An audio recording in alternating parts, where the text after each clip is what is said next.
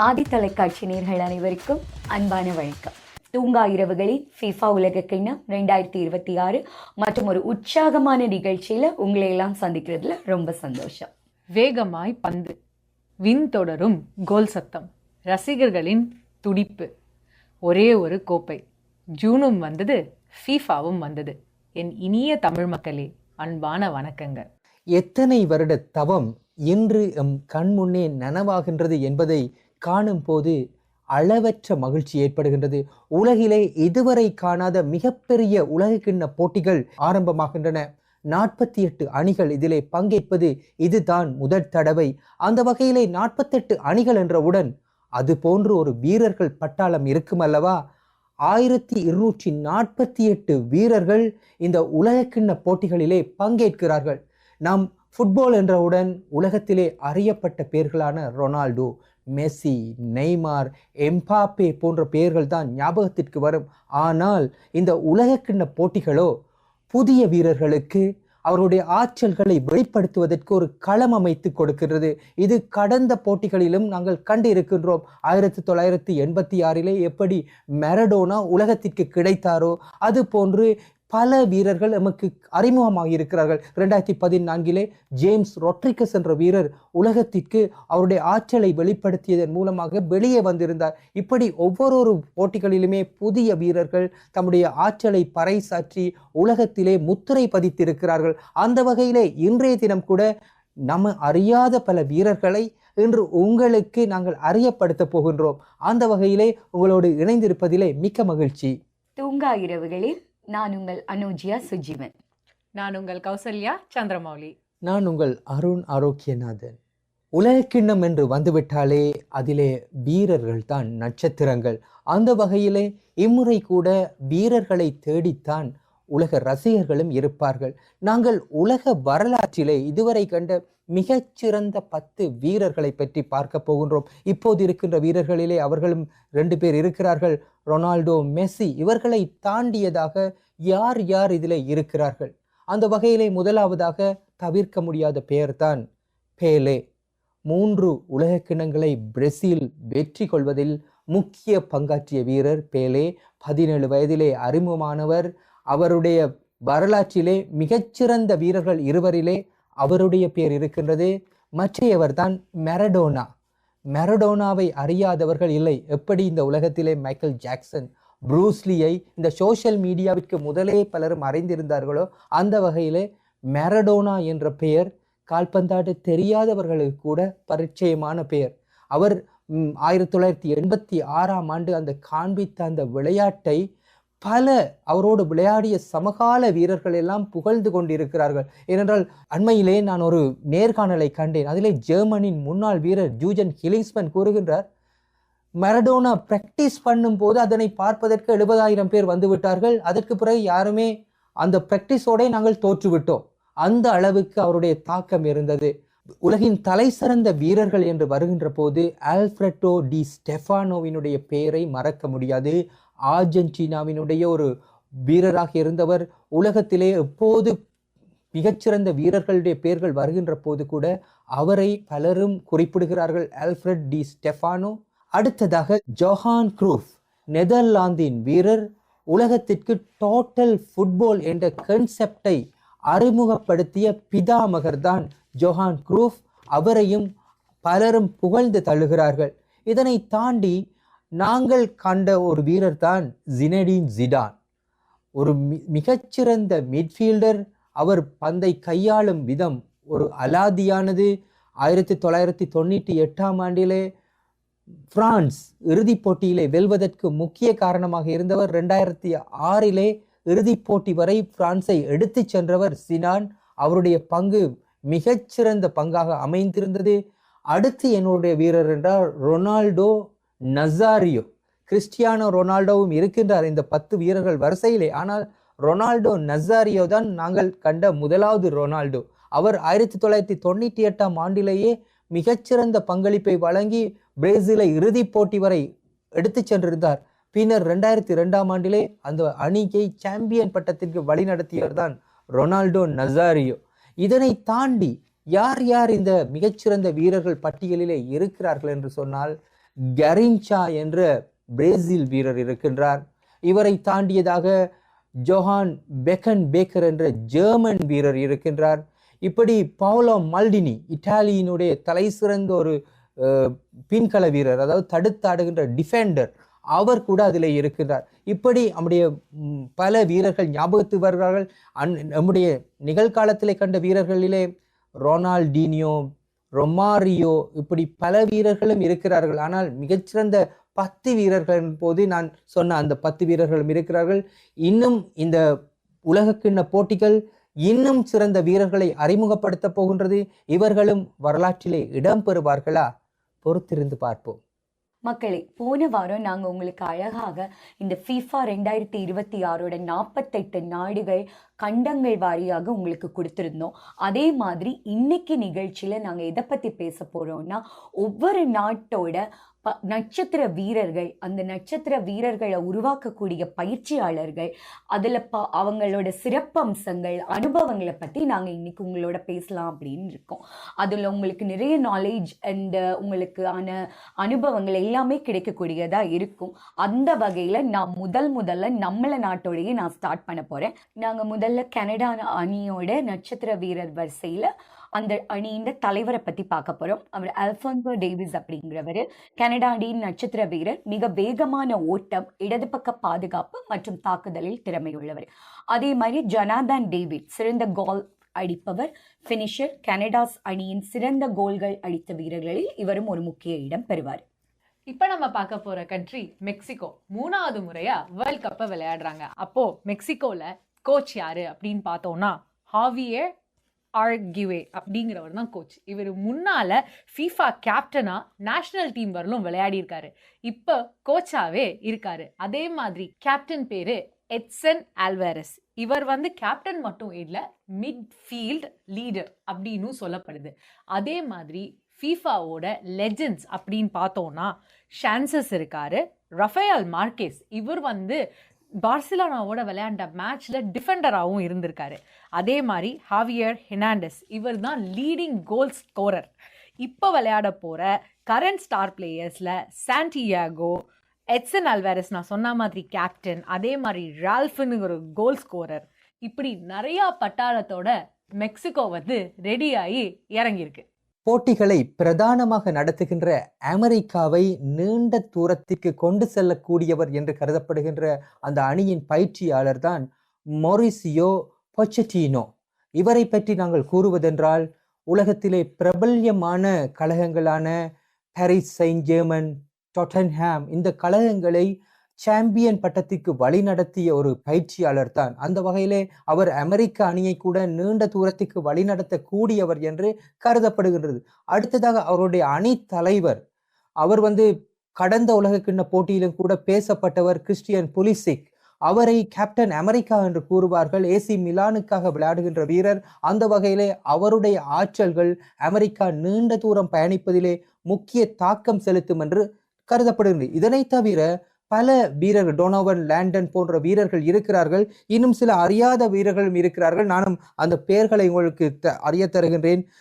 Western மெக்கினி, ஃபலோரியன் பெலகுவன், இவரை கூட வளர்ந்து வரும் நட்சத்திரம் என்று கூறுகிறார்கள். கிறிஸ் ரிச்சர்ட்ஸ், இப்படியாக பல வீரர்கள் இருக்கிறார்கள். அமெரிக்கா இந்த முறை தாயகத்தில் நடப்பதனால் நீண்ட தூரம் பயணிக்கும், ஆக குறைந்தது செமிஃபைனல் வரைக்கும் போவதிலே இந்த வீரர்களின் பங்கு நிச்சயமாக உணரப்படும். அடுத்ததா நம்ம வட அமெரிக்கா கண்டத்தில் இருக்கிற இன்னொரு நாடு குரோஷோ, அதை பற்றி தான் பார்க்க போகிறோம். அதோட பயிற்சியாளர் தான் டிக் அட்வகாட் என்றவர்.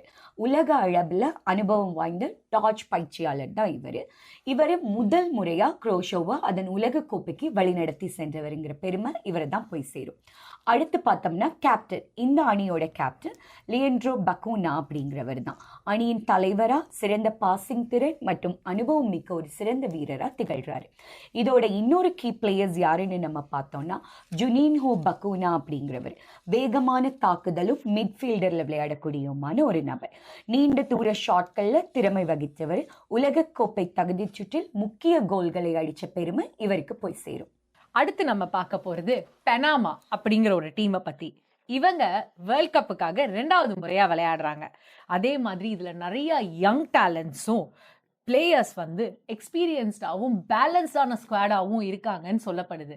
அப்போ அதோட டீம் கேப்டன் பார்க்கறதுக்கு முன்னாடி கோச்சை பார்ப்போம். கோச் யாரு அப்படின்னா தாமஸ் கிறிஸ்டபென் அப்படிங்கிறவர். இவர் வந்து டென்மார்க்ல வந்து ஹீஸ் பார்ன் அஸ் இன் டென்மார்க். அவர் அதே மாதிரி டாக்டிக்கல் டிசிப்ளின், டிஃபெண்ட் அப்படின்னு சொல்லிட்டு குவிக் கவுண்டர்ஸ் அப்படின்னு வந்து நிறைய விதத்துல சிறந்த ஒரு பயிற்சியாளராக இருக்காரு. இவர் 2020 வந்து பனாமாவுக்கு கோச்சாவே இருக்காரு. அதே மாதிரி இதோட கேப்டன் நான் சொன்னேன் இல்லையா, அவர் யாருன்னா ஐனபெல் குடே.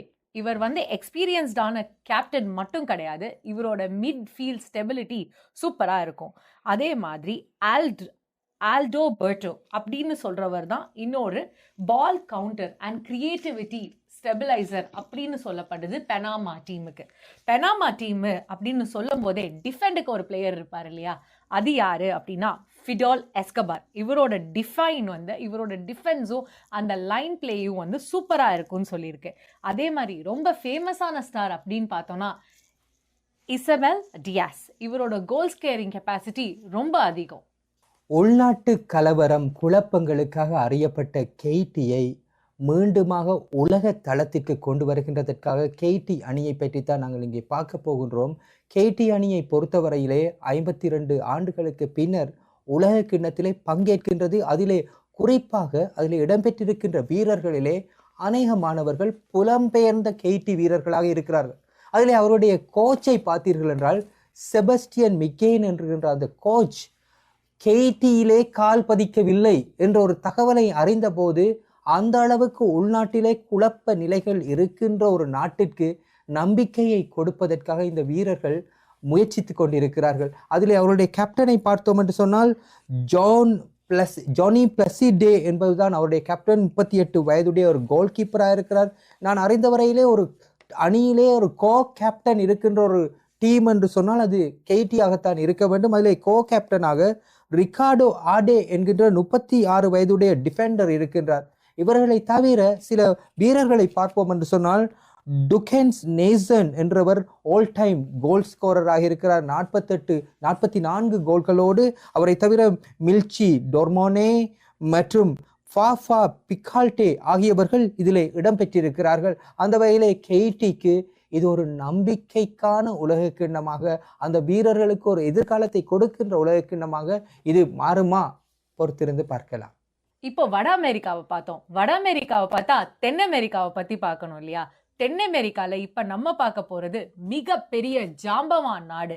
அதுவும் 5 முறை வேர்ல்ட் கப்பை ஜெயிச்சிருக்காங்க. இதுல நம்ம பார்க்க போறது பிரேசிலை பத்தி. பிரேசில் அப்படின்னு சொன்னாலே லெஜெண்ட்ஸ் எல்லாமே நம்மளுக்கு ஞாபகம் வராங்க. அதுல குறிப்பா பேலி, ரெனால்டோ அப்படிங்கிற பெயர்கள் நம்மளுக்கு பரிச்சயமானது. அதே மாதிரி கோச் யாரு அப்படின்னு பார்த்தோம்னா கார்லோங்கிறவர் வந்து பிரேசிலோட உலக மிக சிறந்த ஒரு கோச். சாம்பியன் லீக்ஸ், அதே மாதிரி டைட்டில் எல்லாத்தையுமே, வேர்ல்ட் கப் குளோரியிலிருந்து எல்லாத்தையுமே பிரேசிலுக்கு வாங்கி கொடுத்த ஒருத்தர். கேப்டன் அப்படின்னு பார்த்தோம்னா மார்க்கெஸ். இவர் தான் பிரேசில் அணியோட ஸ்ட்ராங் டிஃபெண்டிங் பிளேயர் அப்படின்னு சொல்றது. இவரோட லீடர்ஷிப், இவரோட எக்ஸ்பீரியன்ஸ், அவர் தான் பேக் போன் ஆஃப் ஃபுல் பிரேசில்னு சொல்லப்படுது. அதே மாதிரி ஜூனியர் அப்படின்னு சொல்ற ஸ்ட்ரைக்கரும் பிரேசில்ல இருக்காங்க. அவரும் ரொம்ப சிறந்த ஒரு ஸ்ட்ரைக்கர் பிளேயரா சொல்லப்படுது.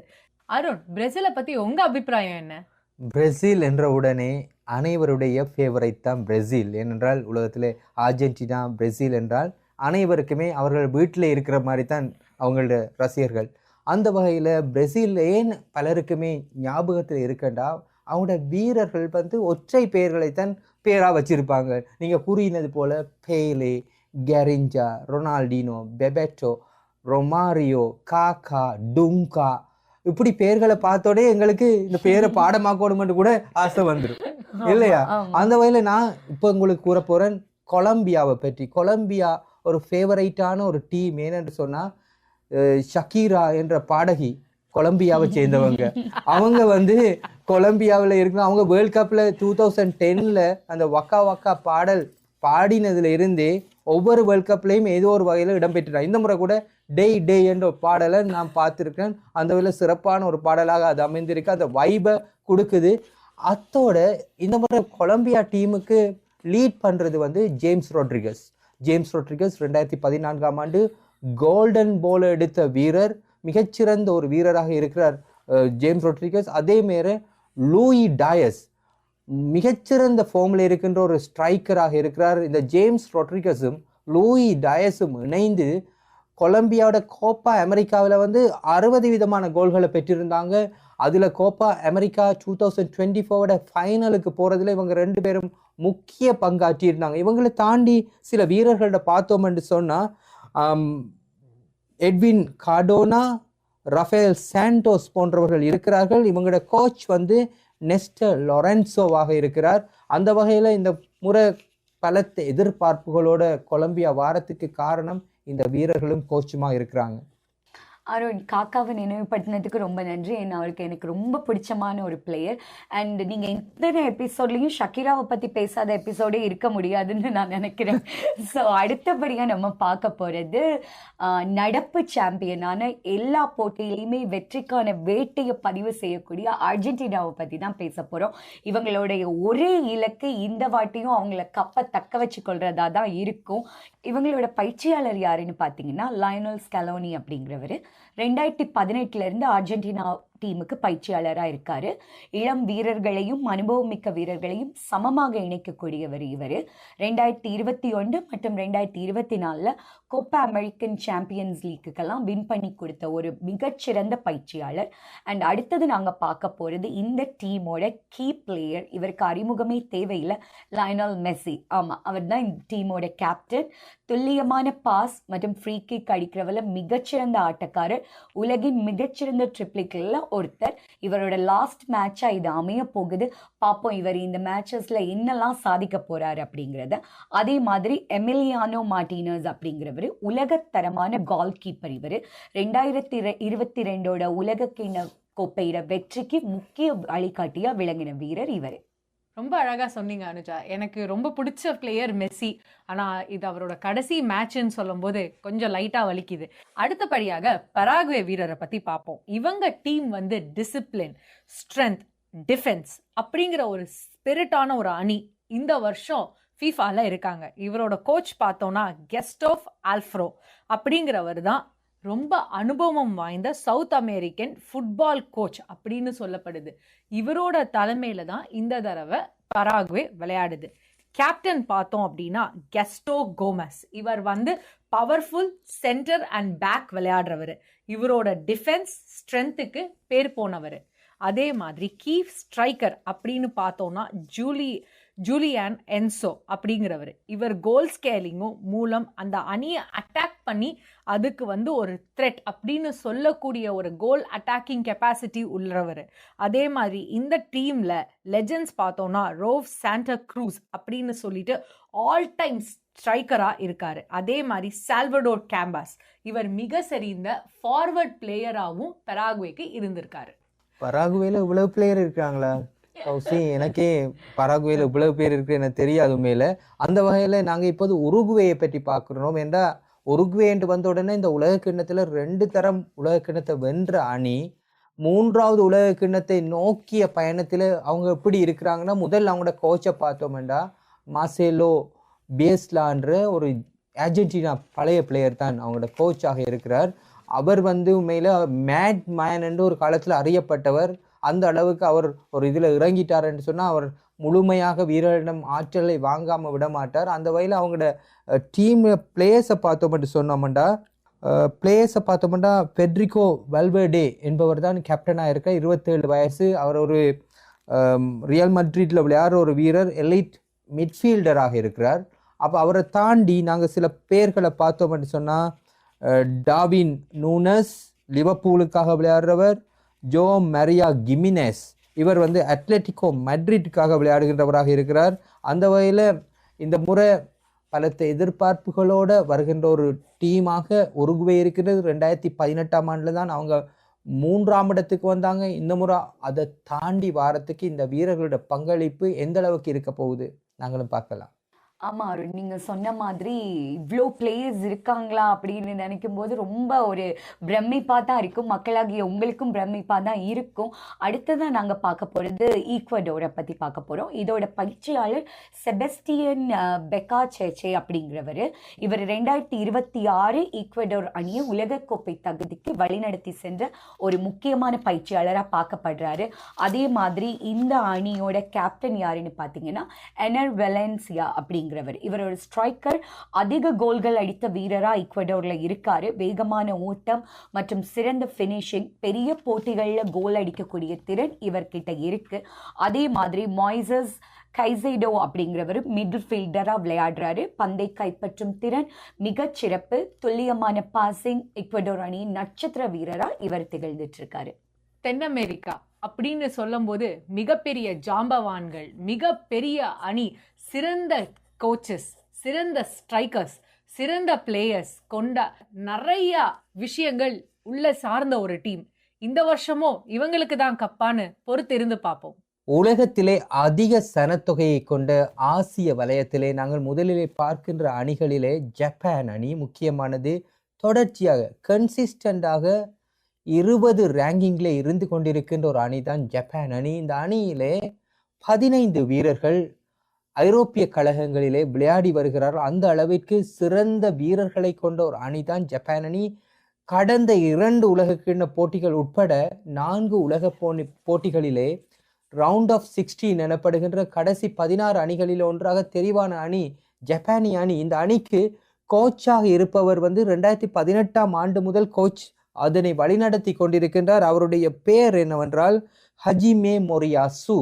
இவர் 56 வயதுடைய இந்த கோச்சினுடைய பயிற்சிகளிலே அந்த ஜப்பான் வீரர்கள் இந்த முறை அதனை தாண்டி ஒரு குவார்டர் ஃபைனல் வரையாவது செல்ல வேண்டும் என்ற எதிர்பார்ப்போடு இருப்பதாக நான் வாசிக்க கிடைத்தது. அதிலே முக்கியமான வீரராக கேப்டன் வட்டாரு எண்டோ இருக்கின்றார். இவர் லிவர்பூல் கழகத்திற்காக சிறப்பான சாதனைகளை படைத்து வருகின்ற ஒரு வீரர். அதனை தாண்டி நாங்கள் பார்த்தோம் என்று சொன்னால் டகேஃபுசா குபோ, இவர் கிறிஸ்டல் பேலஸ் என்ற அணிக்காக, அதாவது ரியல் சொசியாட் என்ற அணிக்காக விளையாடுகின்றவர். அதே நேரத்தில் டாச்சி கமாடா, இவர் கிறிஸ்டல் பேலஸ் அணிக்காக விளையாடுகின்றவர். யுகிட்டோ சோகா, கோ இட்டாகுரா, மாயா யோஷிடா என அவருடைய பெயர்களை பார்க்கின்ற போதே உங்களுக்கு தெரியும் மிகவும் விறுவிறுப்பான வீரர்களாக கருதப்படுகின்றார்கள். அந்த வகையில் இந்த முறை ஒரு காட்ட வேண்டும், அடுத்த கட்டத்துக்கு செல்ல வேண்டும் என்றதிலே அவர்கள் குறிப்பாக இருக்கிறார்கள். பார்ப்போம் எப்படி அமைய போகின்றது என்று. அருண், ஹரிகத்தோ அப்படின்னு சொல்லி ஜப்பானுக்கே கொண்டு போயிட்டீங்க. அதுவும் இத்தனை பிளேயர்ஸ் ஜப்பான்ல இருப்பாங்க, அதுவும் அவங்க பலமான பிளேயர்ஸுங்கிறீங்க. பாப்போம் எப்படி மேட்ச் கண்டினியூ ஆகுதுன்னு. ஆமா அருண், நீங்க அந்த பெயர்களை உங்களை மாதிரி யாராலையும் உச்சரிக்க முடியாது, அவ்வளோ அழகா உச்சரிச்சிங்க. மக்களாகிய உங்களுக்கும் அது சேர்ந்திருக்கும்னு நம்புறோம். அடுத்ததான் நாங்க பார்க்க போறது சவுத் கொரியா நாடை பத்தி பார்க்க போறோம். இதோட பயிற்சியாளர் யாருன்னா ஹாங் மயுங் போ அப்படிங்கிறவர் தான். இவர் முன்னாள் நட்சத்திர வீரரா திகழ்ந்தவர். 2026 உலகக்கோப்பைக்கு தகுதிக்கான வழிகாட்டலா இருந்தவர். இதோட கேப்டன் யாருன்னு பார்த்தோம்னா சான் ஹோங் பின் அப்படிங்கிறவர் தான். இவர் முக்கிய தாக்குதல் வீரரா இருக்காரு. வேகம் மற்றும் கோல் அடிக்கிற திறன், தலைமைத்துவம் ஆகியவற்றில் சிறந்து விளங்கக்கூடியவர். அதே மாதிரி இந்த டீம்ஸோட கீ பிளேயர்ஸ் யாருன்னு பார்க்கலாம். கிம் மின் ஜே, அவர் பாதுகாப்போட சுவர் அப்படின்னு அழைக்கப்படுறாரு. அதே மாதிரி லீ கேங் இன், படைப்பாற்றல் மிட்ஃபீல்டரா விளையாடக்கூடிய ஒரு நபர். பொறுத்திருந்து பார்க்கலாம் இந்த தென்கொரியா அணி எவ்வளவு சுற்றுகளுக்கு தகுதி பெறுது அப்படிங்கிறத. அனுஜா, தென்கொரியாவை பத்தி சொன்னீங்க, அப்ப நீங்க மேட் இன் கொரியா மூவி பார்த்திருக்கணுமே. கண்டிப்பா பார்த்தனே. ஓகே, ஏன்னா கீ பிளேயர் சொல்லும் போது பாப்போம் இந்த டீமும் எப்படி வருதுன்னு. அப்ப நான் இப்ப கொண்டு வந்திருக்கிறது ஆஸ்திரேலியாவை பத்தி. ஆஸ்திரேலியாங்கும் போது ஒரு டிட்டர்மினேஷன். அதே மாதிரி இவங்க உலக ஃபுட்பால்ல இடம்பெயர்ந்து இப்ப சூப்பரா விளையாட போறாங்க. ஏன்னா டீம் கோச் யாருன்னு பார்த்தோம்னா டோனி பாப்விக் அப்படின்னு சொல்றவர் தான். இவர் ஃபார்மர் டிஃபெண்டரா இருந்தது மட்டும் இல்லாம அந்த டிஃபென்ஸுக்கே பேர் போன ஒரு பிளேயர். அதே மாதிரி நம்ம கேப்டன் யாருன்னு பார்த்தோம்னா மேத்யூ ராயன். இவர் தான் கோல் கீப்பர்.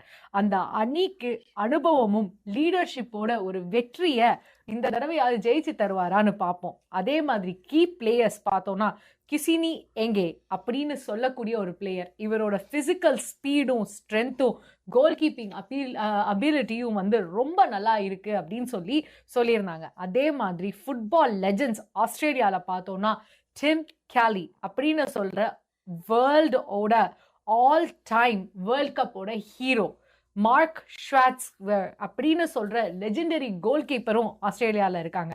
அதே மாதிரி ஹேரி கேவல் அப்படின்னு சொல்ற ஒரு சிறந்த அட்டாக்கிங் பிளேயரும் இருக்காங்க. இந்த தடவையாவது இந்த டீம் வந்து டோனியோட திட்டமிடல்லையும் மேத்யூவோட கேப்டன்ஷிப்லையும் ஜெயிக்குமான்னு பொறுத்திருந்து பார்ப்போம். 2018 முதல் 25 வரைக்கும் ஆஸ்திரேலியாவோட டீம் மேனேஜராக இருந்தவர் தான் இந்த முறை ஈராக்கோட கோச்சாக இருக்கின்ற கிரஹாம் ஆர்னால்ட். இவருடைய சாதனை என்னென்றால் போன வருஷம் 2025ஆம் ஆண்டு மே மாதத்தில் தான் அவரை கோச்சாக நியமிச்சிருந்தாங்க. அதுக்குள்ளேயே 4 தசாப்தங்களுக்கு பிந்தி முதல் முறையாக ஈராக் அணியை வந்து அவர் ஃபுட்பால் வேர்ல்ட் கப்புக்கு அழைத்து சென்றிருக்கார். இதுக்கு முதல் 1986 தான் நடந்திருக்கு. இப்போ 2வது தடவையாக ஈராக் வந்து விளையாடுறாங்க வேர்ல்ட் கப்ல. அப்ப அந்த வகையில ஈராக்ல தலைவராக இருக்கிறவர் ஜலால் ஹசன் என்பவர். அவர் 100 போட்டிகளில் பங்கேற்ற ஒரு அனுபவம் வாய்ந்த வீரராக இருக்கிறார். ஒரு பின்கள வீரர், தடுத்தாடுகின்ற வீரராக.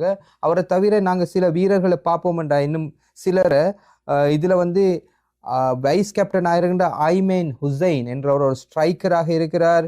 இதனை தவிர அலி அல் ஹம்மாடி என்கின்றவர் இருக்கின்றார் ஃபார்வர்ட். ஜினேடின் இக்பால் என்ற வீரர் இருக்கிறார் மிட்ஃபீல்டர். இவர் மான்செஸ்டர் யுனைடெட் அணிக்காக விளையாடுகின்றவர். அமீர் அம்மாரி, அலி ஜசீம், அலி அட்னான், இப்படி என்று பல முக்கியமான வீரர்கள் இருப்பதாக நாங்கள் அறிய கிடைத்தது. அந்த வகையிலே இவர்களுடைய ஆற்றல் எப்படி இருக்கும்? 40 வருஷங்களுக்கு பிறகு உலக கிண்ணத்திலே விளையாடுகின்ற அந்த வாய்ப்பை சரியாக பயன்படுத்தி கொள்வார்களா? பொறுத்திருந்து பார்க்கலாம். அடுத்ததா நம்ம பார்க்க போறது ஈரான் அப்படிங்கிற நாடு. இந்த நாடை பார்த்தீங்கன்னா போர் சூழ்நிலையிலையும் உலக கால்பந்தாட்ட போட்டியில பங்கேற்கிறதுக்காக களமிறங்கி இருக்காங்க.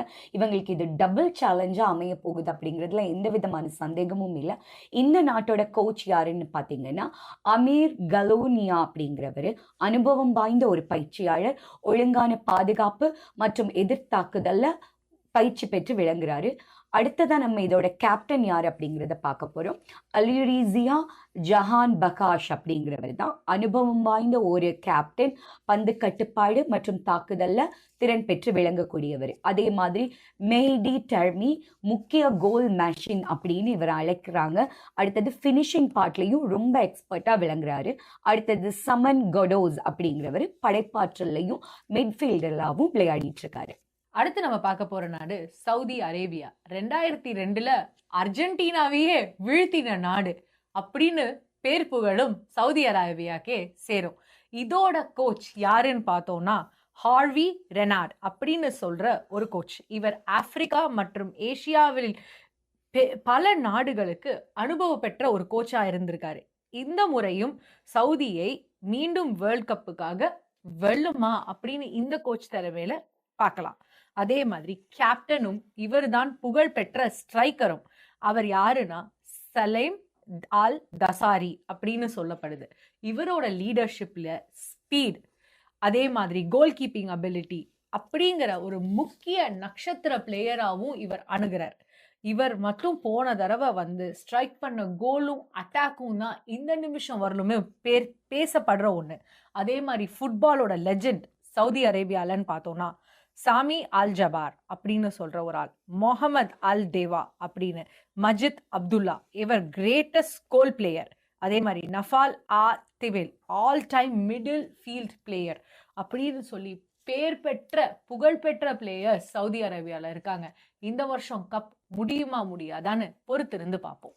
கௌசி, புதிய பெயர்களை வாசிக்கின்ற போது அவங்க இன்னும் தங்களுடைய அடையாளத்தை ஏற்படுத்தாதபடியா அவங்கள எப்படி ப்ரொனவுன்ஸ் பண்ணுறது கூட எங்களுக்கு சரியாக தெரியாது. ஏன்னா ஒவ்வொரு தடவையும் இந்த போட்டிகளில் பங்கேற்ற பிறகுதான் அவங்களோட அடையாளத்தை உருவாக்கி கொள்கிறாங்க. அந்த வகையில் இந்த முறை ஃபர்ஸ்ட் டைமாக விளையாட போகிற வேர்ல்ட் கப்பில் விளையாட போகிற அணி தான் ஜோர்டன். அந்த ஜோர்டனை ஃபர்ஸ்ட் டைமுக்கு வழி நடத்தினது அவங்களோட கோச் வந்து, அவங்களோட கோச்சோட பேர் வந்து ஜமால் செலாமியை பற்றி கூறுவதென்றால் அவருடைய பயிற்சிகளின் திறம் எப்படி அமைந்திருக்கின்றன. 2018 ஆண்டிலே மொரோக்கோ தேசிய அணியை ஆப்பிரிக்கன் நேஷனல் சாம்பியன்ஷிப்புக்கு வழிநடத்தி சென்றவர் தான் இந்த கோச். அவருடைய ஆற்றலிலே தான் முதல் முறையாக ஜோர்டன் அணி இந்த முறை உலக கிண்ணத்தில் தகுதி பெற்றிருக்கு. அதை தவிர அவருடைய கேப்டனை பார்த்தோம்னா கேப்டன் மௌசா டமாரி, இவர் ஒரு 28 வயதுடைய ஒரு மிட்ஃபீல்டராக இருக்கிறார்.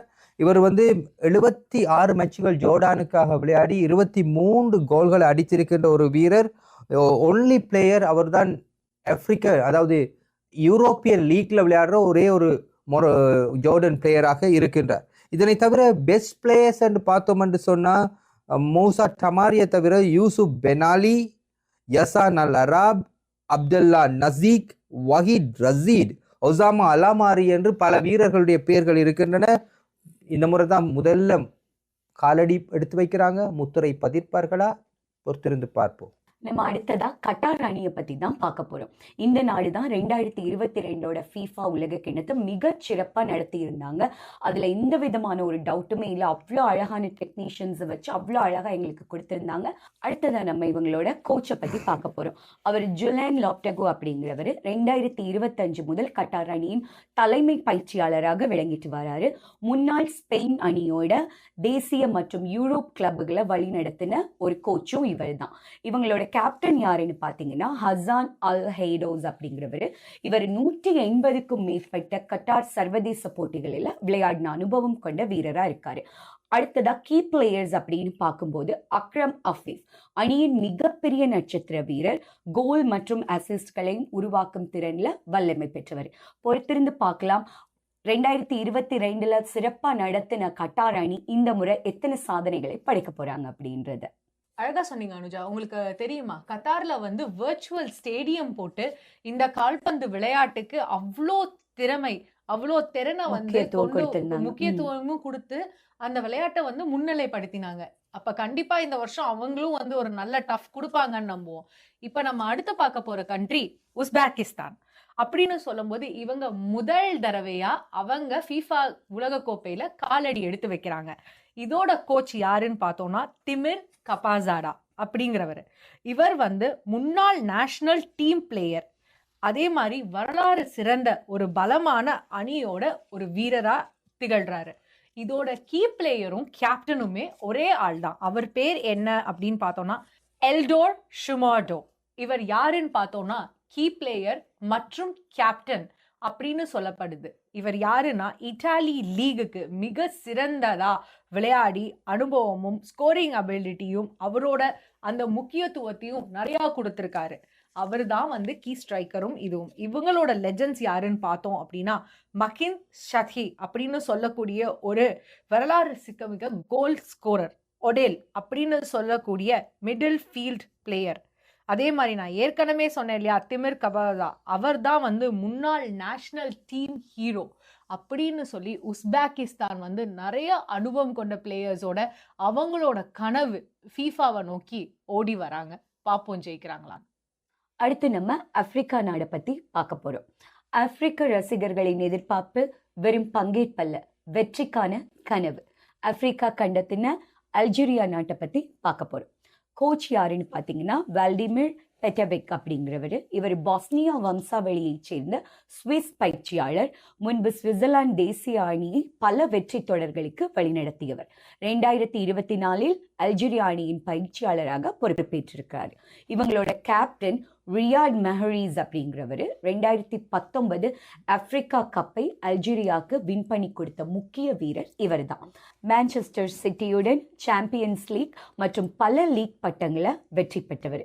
இடது காலால அற்புதமான ட்ரிப்ளை, துல்லியமான பாசஸ் தான் இவரோட சிறந்த விஷயங்களா பார்க்கப்படுது. அடுத்து நம்ம முகமது அமூரா ஸ்ட்ரைக்கர் அவரை தான் பார்க்க போறோம். மிகுந்த வேகமான ஒரு பிளேயர், ஜெர்மன் புண்டஸ்லீகா விளையாடிய அனுபவம் மிக்க பிளேயரா இருக்காரு. உலகக்கோப்பை தகுதி சுற்றில் முக்கியமான கோல்களை அடிச்ச பெருமை இவரை சேரும். அடுத்து நம்ம பார்க்க போறது ஈஜிப்ட் நாட்டை பத்தி. இவங்க தான் பவர் ஹவுஸ் என்றும் அழைக்கப்படும் ஆப்பிரிக்கா நாடு. இவரோட கோச் யாருன்னு பார்த்தோம்னா ஹசான் ஹசேன் அப்படின்னு சொல்ற ஒரு மிகப்பெரிய சிறந்த ஒரு ஃபுட்பால் பிளேயர். இவர் இப்பதான் வந்து இந்த அணிக்கு கோச்சா வந்திருக்காரு. அதே மாதிரி இதோட கேப்டன் யாருன்னு பார்த்தோம்னா முகமது சலா. இவர் வந்து ஆப்பிரிக்காவோட ஃபுட்பால் ஸ்டார்ஸ்ல ஒரு மிகப்பெரிய பேர் பெற்றவர்.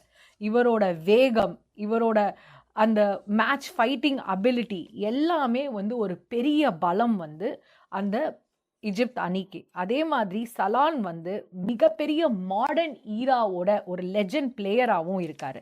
அதே மாதிரி நம்ம மிகப்பெரிய லெஜண்ட்ஸை பார்த்தோம் அப்படின்னா எகிப்தோட வரலாற்றில் முகமது அப்ரிகா அப்படின்னு ஒரு ஃபுட்பால் பிளேயர் மிகச்சிறந்த ரசிகர் மனதில் இடம்பெடுத்தவர். இசான் எல் ஹாத்ரே அப்படிங்கிறவர் வந்து ஒரு மிகச்சிறந்த கோல் பிளேயராகவும் இருந்திருக்கார். நான் ஏற்கனவே சொன்னேன் ஹசான் ஹசேன், அவர் தான் கோச்சா இருக்கக்கூடியவர். இவர் நிறைய எகிப்து வரலாற்றில் நேஷனல் டீம்ல நிறைய கேப்ஸ் பெற்ற ஒரு லெஜண்ட் பிளேயர் ஆவார். Ahmed Hassan Africa nation champion கேப்டனா இருந்தவரும் இந்த டீம்லயும் லெஜெண்டாவும் இருக்காரு.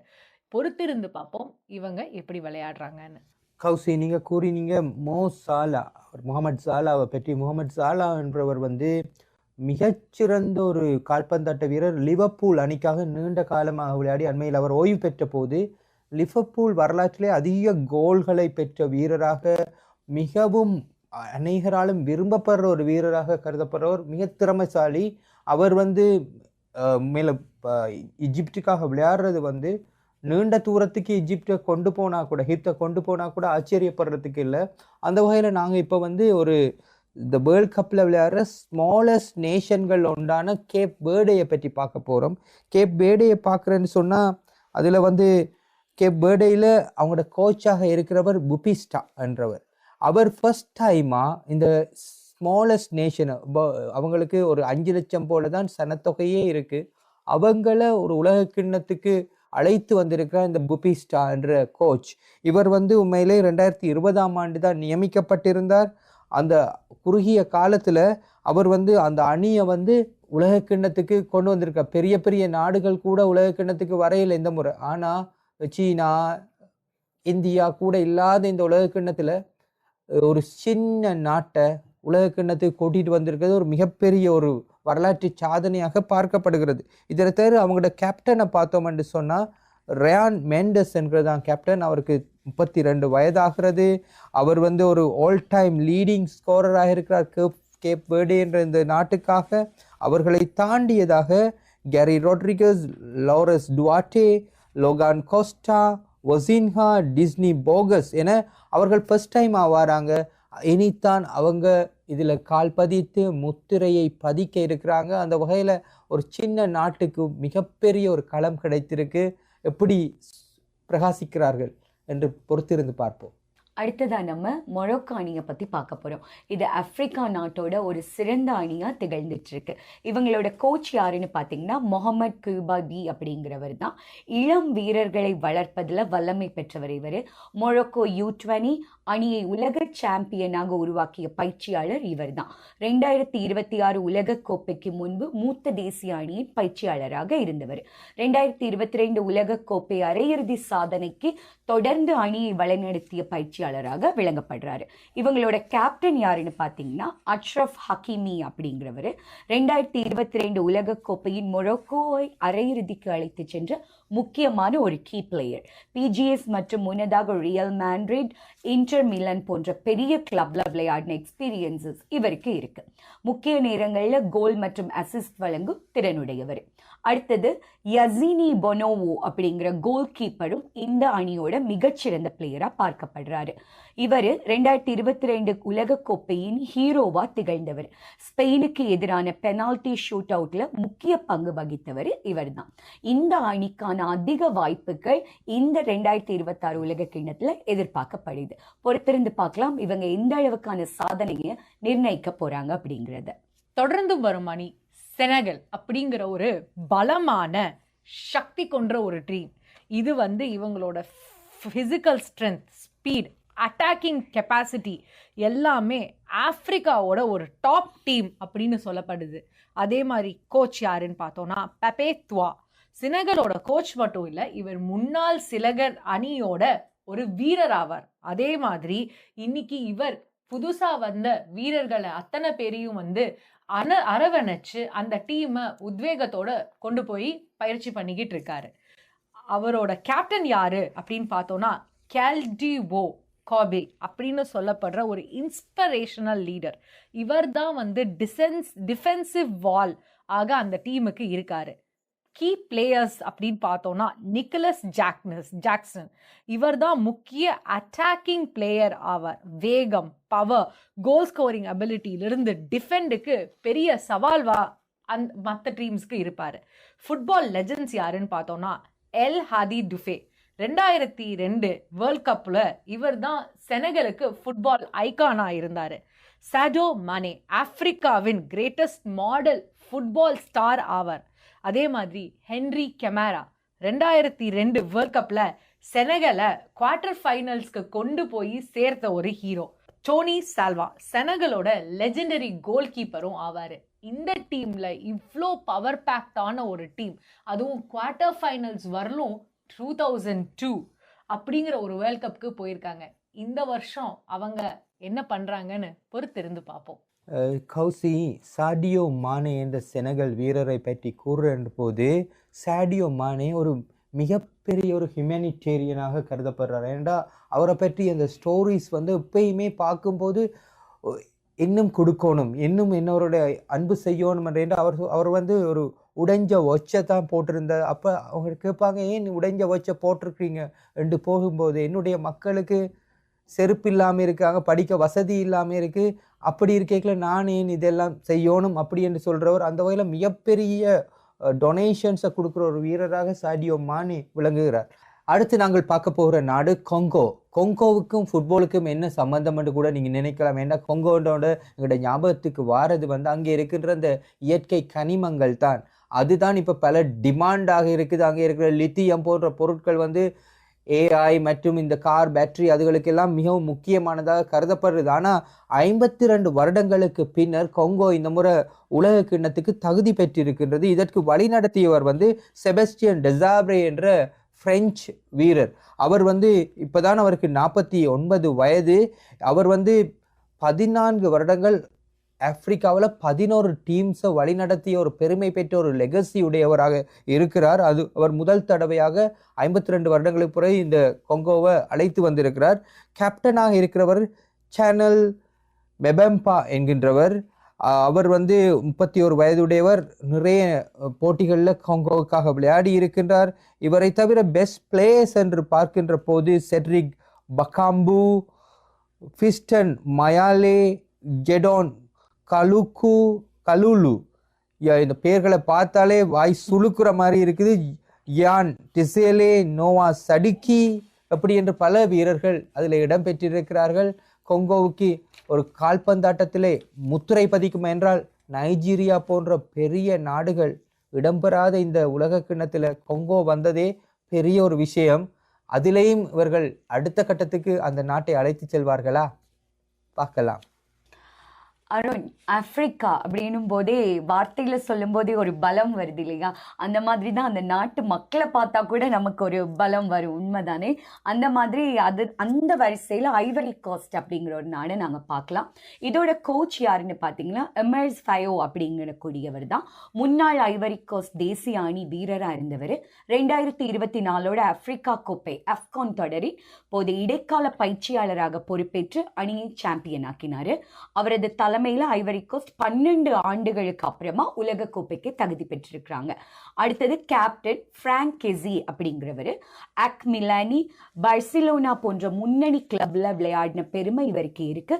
100க்கும் மேற்பட்ட இன்டர்நேஷனல் மேட்சஸ்ல விளையாடி இருக்காரு. 2024 அஃப்கான் வெற்றியில் முக்கிய பங்காற்றின வீரர் இவர் தான். அமோர் டிலாயோ அப்படிங்கிறவர் அபார வேகம், ட்ரிப்ளிங் திறன் கொண்ட, கோல் வாய்ப்புகளை உருவாக்கும் திறன் கொண்ட, மான்செஸ்டர் யுனைடெட்டில் விளையாடிய அனுபவம் மிக்க 2026 உலக கோப்பையில் மிகப்பெரிய தாக்குதல் நட்சத்திரமாக திகழ்வார் அப்படிங்கிறதுல எந்த விதமான சந்தேகமும் இல்லை. அடுத்து நம்ம பார்க்க போற நாடு துனேஷியா. நார்த் ஆப்பிரிக்காவின் போராட்டம் நிறைந்த ஒரு அணி. டிசிப்ளின், டீம் ஒர்க் மற்றும் நெவர் கிவ் அப் ஸ்பிரிட் அப்படின்னு வந்து ஒரு பேர் போன ஒரு ஆப்பிரிக்கன் ஃபுட்பாலில் சிறந்த ஒரு அணியாக திகழ்து. இதோட கேப்டன் யாருன்னு பார்த்தோம்னா சாமி ட்ரெபல்ஸ். இவர் துனேஷியாவின் முன்னாள் கேப்டனாக இருந்தவர். இப்போ அந்த அணியை வழி நடத்துறாரு. இப்போ கேப்டன் யாருன்னு பார்த்தோம்னா யூஃபின் மசாக்கி. துனேஷியாவின் கேப்டன் மட்டும் இல்லை, இவர் கிரியேட்டிவ் மற்றும் லீடர்ஷிப் அணியை இந்த நட்சத்திர வீரர் கொண்டு போவாரான்னு பார்ப்போம். ஏன்னா இவர் லெஜண்ட் பிளேயர் மட்டும் இல்லை, இவருக்கு நிறையா அந்த மாடர்ன் ஃபுட்பால் ஐகான் என்ற ஒரு பேரும் இருக்கு இந்த கேப்டனுக்கு. லெஜெண்ட்ஸ் ஆஃப் துனேஷியா அப்படின்னு பார்த்தோம்னா தாரக் அப்படின்னு சொல்லக்கூடிய ஒரு வரலாற்று மிக்க ஒரு லெஜெண்ட் அப்படி இருக்காரு. ஹத்தம் தர்ஸ்வில் ஏஜாக்ஸ் கிளப் கிழக்கு லெஜெண்டரி டிஃபெண்டராக இருந்திருக்கார். ரதி அப்படின்னு சொல்லக்கூடிய ஆல் டைம் கிரேட்டர் டிஃபெண்டராக துனேஷியாவின் வீரர் இருக்காரு. நான் ஏற்கனவே சொன்னேன் யூசுப் மசானி, இவர் தான் டீம் கேப்டன். இவர் மாடர்ன் யூராவோட ஃபுட்பால் ஐகானாவே இருக்காரு. அப்படின்னு சொல்லப்படக்கூடிய லெஜெண்ட்ஸ் எல்லாருமே துனேஷியாவிலிருந்து இருக்காங்க. பொறுத்திருந்து பார்ப்போம் துனேஷியா என்ன சாதனை செய்கிறாங்கன்னு. ஆப்பிரிக்க வலயத்திலே நாங்கள் தற்போது பார்க்கின்ற நாடு கானா. 5வது முறையாக இந்த உலகக்கிண்ண போட்டிகளிலே பங்கேற்கின்ற கானாவிற்கு கோச்சாக இருக்கின்றவர் மிகவும் அனுபவம் வாய்ந்த ஒரு கோச். 4 முறை அந்த அணியை உலகக்கிண்ணத்துக்கு அழைத்து வந்த ஒரு கோச்சாக இருக்கிறார். கார்லோஸ் குயிரஸ் என்கின்றவர் போர்த்துகேய நாட்டைச் சேர்ந்தவர். மிகவும் அனுபவசாலி. 600 பேர் கொண்ட ஒரு அப்ளிகேஷன் ப்ரொசஸில் தெரிவாயின ஒரு பயிற்சியாளராக இருக்கிறார். அவரை தாண்டி நாங்கள் பார்த்தோம் என்று சொன்னால் அந்த அணியின் தலைவராக இருக்கின்றவர் ஜோர்டன் அயூ என்கின்றவர். கானா அணிக்காக 120 போட்டிகளிலே பங்கேற்றிருக்கின்ற அந்த அயூ உண்மையிலேயே ஒரு மிகச்சிறந்த ஒரு முன்கள வீரராக கருதப்படுகின்றார். இதனை தாண்டி அவருடைய சகோதரர் ஆண்ட்ரூ அயூவும் அந்த அணிக்காக விளையாடுகின்றார். அவர் ஒரு விங்கராக இருக்கின்றார். இதனை தவிர ஆண்டோனி செமயன்கோ, தோமஸ் பாட்லே, அடிலு ஜெய்டு, ஃபட்டாவு இசாக்கு என பல வீரர்களை இவர்கள் முக்கியமானவர்களாக குறிப்பிட்டிருக்கிறார்கள். கானா 2010ஆம் ஆண்டிலே குவார்ட்டர் ஃபைனல் வரைக்கும் சென்றிருந்தது. இந்த முறை எது வரைக்கும் செல்லும்? சிங்கம் சிங்களா தான் வரும். அந்த மாதிரி ஒஷானா வலையமைப்புக்குள்ள வர நியூசிலாந்து நாடை பற்றி தான் நாங்கள் இப்போ பார்க்க போகிறோம். இந்த நாடு இயற்கை வளமும் அற்புதமான ஒரு அழகமைப்பையும் கொண்ட நாடு தான் நியூசிலாந்து. இந்த நாட்டோட கோச் யாருன்னு பார்த்தீங்கன்னா டரன் பாஸ்லி அப்படின்றவர். முன்னாள் நியூசிலாந்து தேசிய அணி வீரர் இவர். நியூசிலாந்து U17, U20 ஒலிம்பிக் மற்றும் மூத்த தேசிய அணிகளுக்கான பயிற்சியாளராக இருந்தவர். அனுபவம் பெற்ற வீரர். ஆல் ஒயிட்ஸ் அணியின் போராட்ட மனப்பான்மையை உருவாக்கிய பெருமை இவருக்கு சேரும். அடுத்தது கேப்டன். இந்த டீமோட கேப்டன் கிறிஸ் வூட் அப்படிங்கிறவர். நியூசிலாந்து அதிக கோல்களை அடித்தவர் இவர் தான். 2010ஆம் ஆண்டு உலக கோப்பையில் விளையாடியவர். இங்கிலாந்து பிரீமியர் லீக் பல ஆண்டுகள் விளையாடிய அனுபவம் பெற்றவர். ஹெடிங்கில் மிகவும் ஸ்ட்ராங் பிளேயராக இருக்கார். இன்னொன்று கீ பிளேயர் யார் அப்படின்னா மார்க்கோஸ் டெமென்டிக் அப்படிங்கிறவர். இவர் மத்திய நிலை வீரராக இருக்காரு. துல்லியமான பாசஸ், நீண்ட தூரம் பந்துகளை வழங்குவதில் சிறந்தவர். ஐரோப்பிய கால்பந்து அனுபவம். நியூசிலாந்தின் புதிய தலைமுறை நட்சத்திரமா திகழ்றாரு.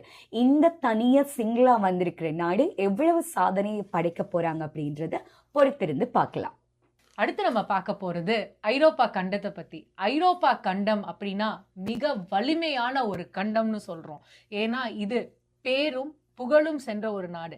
பேஷனட் அப்படிங்கிற ஒன்று எல்லாத்துக்குமே இருக்கும். ஃப்ரம் ஃபிசிக்கல் ஆக்டிவிட்டியிலிருந்து என்ஜாய்மெண்ட்லேருந்து எல்லாத்துக்குமே ஒரு பேர் போன ஒரு கண்டம். அப்படின்னா ஃபுட்பால் அப்படிங்கிற ஒன்று எவ்வளோ பேஷனட்டாக இருக்கும். அப்படி நான் கொண்டு வந்திருக்கிற நாடு வேறு எதுவுமே இல்லை, ஃப்ரான்ஸை பற்றி பார்க்க போகிறோம். மிக வலிமையான ஒரு நாடு. 2 உலகக்கோப்பை ஜெயிச்சிருக்கிற ஒரு நாடு. 98ஆம் ஆண்டும் 2018ஆம் ஆண்டும். இதோட கோச் யாருன்னு பார்த்தோன்னா டயர் டிஷாம்ப் அப்படின்னு சொல்கிற ஒரு வேர்ல்ட் கப் பிளேயர் தான் இன்னைக்கு கோச்சாக இருக்காரு. இவரோட டாக்டிக்கல் ஸ்கில்ஸும் பிரில்லியன்ஸும் அந்த நாட்டுக்கு ரொம்ப மிகச்சிறந்த ஒன்றாக கருதப்படுது. அதே மாதிரி கேப்டன் யாருன்னு பார்த்தோன்னா கிலியன் எம்பாப்பே. உலகின் சிறந்த ஃபுட்பால் வீரர் ஆவார் இவர். வேகம், ஸ்கில்ஸ் மற்றும் கோல்ஸ் கீப்பிங் அபிலிட்டி கொன்ற ஒரு மிகப்பெரிய பிளேயர் ஆவார். அதே மாதிரி இவர் 2018 மற்றும் 22 வேர்ல்ட் கப்போட ஃபைனல் ஹீரோ ஆஃப் ஃபேன்ஸ் ஆவார். இவர் மிகப்பெரிய ஒரு நம்பிக்கையின் நட்சத்திரம் ஆவார். ஸோ இவரோட கேப்டன்ஷிப்ல பிரான்ஸ் அணி எப்படி கொண்டு போறாங்கன்னு பார்ப்போம். முக்கியமான 2 பிரான்ஸோட பிளேயரை பார்ப்போம். ஒசாமே டிம்ப்ளே. இவரோட இன்னொரு பேரு விங்னர். இவர் வந்து பிரான்ஸ் அணியோட ஒரு முக்கிய அட்டாக்கிங் பிளேயர். இவரோட ஸ்பீட் மற்றும் கிரியேட்டிவிட்டி அப்படின்னு பார்த்தோம்னா அந்த டீமை வந்து வேற லெவலுக்கு கொண்டு போவாருன்னு சொல்லப்படுது. அதே மாதிரி மைக்கேல் ஒலாசே அப்படிங்கிற ஒரு அணியின் வீரர். இவர் யாருன்னு அப்படின்னு பார்த்தோம்னா இவரோட ட்ரிபிளிங் கெப்பாசிட்டி மற்றும் பிரான்ஸுக்கு அட்டாக் பண்ணக்கூடிய ஒரு திறன் கொண்ட ஒரு உலகக்கோப்பையே வேற லெவலுக்கு கொண்டு போவாரு அப்படின்னு வந்து நம்பக்கூடிய ஒரு பிளேயரா இருக்காரு. ஸோ இந்த தடவை பொறுத்து பார்ப்போம் உலகக்கோப்பை 2026 பிரான்ஸுக்கா இல்லையான்னு. கௌசி, இது பிரான்ஸ் என்று வருகின்ற போது கடந்த 20 ஆண்டுகளாக 4 முறை இறுதிப் போட்டிக்கு போன ஒரு முக்கியமான டீம். அவங்க வந்து எப்பயுமே எதிரணிக்கு ஒரு சவாலாக இருப்பான். அது வந்து கடந்த வேர்ல்ட் கப்பில் கூட நல்லா பார்த்தோம். அர்ஜென்டினா வந்து அந்த கேமை டொமினேட் பண்ணினாலும் கூட கடைசி ஒரு 10-20 நிமிஷத்தில் அந்த கேமை மாற்றி பிரான்ஸ் வெல்லுமான்ற நிலைக்கு இட்டு சென்ற ஒரு டீம். அதுக்கு அவங்க யங் டீமாக இருக்கிறபடியாக பலருக்கும் இந்த முறையும் கூட அவங்க இது பிரகாசிப்பார்கள் என்று நம்பப்படுகிறது. அதில் வந்து எங்கோலா கான்டே, டெம்பலே, வில்லியம் சலீபா என்று பல நம்பிக்கை நட்சத்திரங்கள் இருக்கிறாங்க. நீங்கள் சொன்ன ஒலிசே மாதிரி. அந்த வகையில் ஜெர்மனியை நாங்கள் பார்க்குறோம். எப்பயுமே ஜெர்மனியை சொல்கிறது ஒரு டூர்னமெண்ட் டீம்ண்டு. அவங்க எப்பயுமே அப்படி இப்படி விளையாடுவாங்க. ஆனால் வேர்ல்ட் கப்புண்டு வந்தால் வேர்ல்ட் கப்பில் ஒரு இறுதிக்கு போகிற, அதாவது ஒரு காலிறுதிக்காவது மினிமம் போகிற ஒரு டீமாக ஜெர்மனி இருக்கும். அது டூர்னமெண்ட் டீம். ஆனால் 2018, 2022 ஜெர்மனியால் அதிகமாக பிரகாசிக்க முடியலை. என்னன்னு தெரியாது. ஆனால் ஜெர்மனியை பார்த்தோம்னா 1954ஆம் ஆண்டு, பிறகு 1974, பிறகு 1990, பிறகு 2014, இப்படி அவங்க ஒரு 20 வருஷத்துக்கு ஒரு முறை வேர்ல்ட் கப்பை வென்று கொண்டு வர ஒரு பேட்டர்ன் இருக்கிறபடியா இந்த முறை கூட அவங்களுக்கு ஒரு சான்ஸ் இருக்குமென்னு முன்னாள் ஜெர்மன் வீரரான மூலர் கூறியிருக்கிறார். அப்படி என்று இந்த முறை வந்து அவங்களோட டீமை பார்த்தோம்னா கோச் வந்து ஜூலியன் நெகல்ஸ்மன். அவங்க இப்போ பேயர்ன் முனிக் புண்டஸ் லீகாவில் முக்கியமான களமாக இருக்கிற பேயர்ன் முனிக்கை சேர்ந்தவர் தான் Julian நெகல்ஸ்மான் என்கின்றவர்.